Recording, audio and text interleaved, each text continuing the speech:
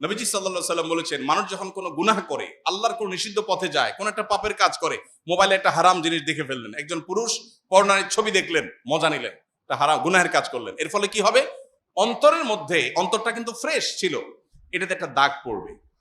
একটা গুনাহ করলে একটা দাগ পড়ে, হাদিসে আসছে। আরেকটা গুনাহ পড়লে আরেকটা দাগ পড়ে, আরেকটা পড়লে আরেকটা দাগ পড়ে। এভাবে পড়তে পড়তে একটা স্বচ্ছ আয়নার উপরে যেরকম অনেক ময়লা পড়লে যেরকম সে আয়নায় ভালো মন্দ চেহারাতে কি আছে না আছে বোঝা যায় না, ঠিক একইভাবে একটা অন্তরে যখন অনেক গুনাহ করতে করতে করতে করতে কলুষে পরিপূর্ণ হয়ে যায়, তখন এই অন্তর দিয়ে কোনটা ভালো কোনটা মন্দ, কোনটা হক কোনটা বাতিল, কোনটা সত্য কোনটা মিথ্যা, কোনটা জান্নাতের পথ কোনটা জাহান্নামের পথ, এটা নিরূপণ করবার ক্ষমতা থাকে না।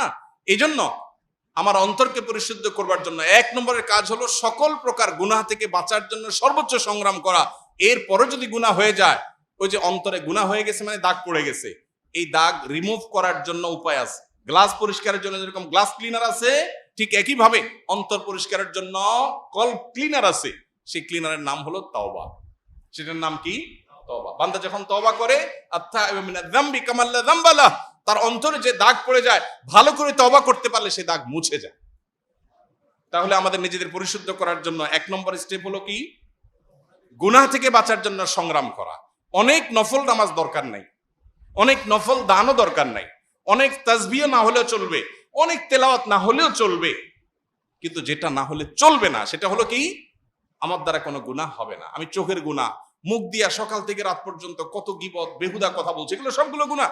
যেগুলো কোরআন হাদিসে নিষেধ করা হচ্ছে সেগুলো করাই হলো কি? গুনাহ। অতএব সেগুলো থেকে বেঁচে থাকার চেষ্টা কর।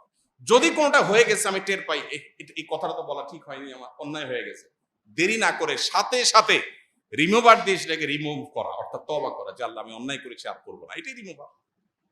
তাহলে এই প্রক্রিয়ার মধ্য দিয়ে আমাদের অন্তরটাকে পরিচ্ছন্ন রাখতে পারি। আসুন্নাহ ফাউন্ডেশন, উম্মার স্বার্থে সুন্নাহর সাথে।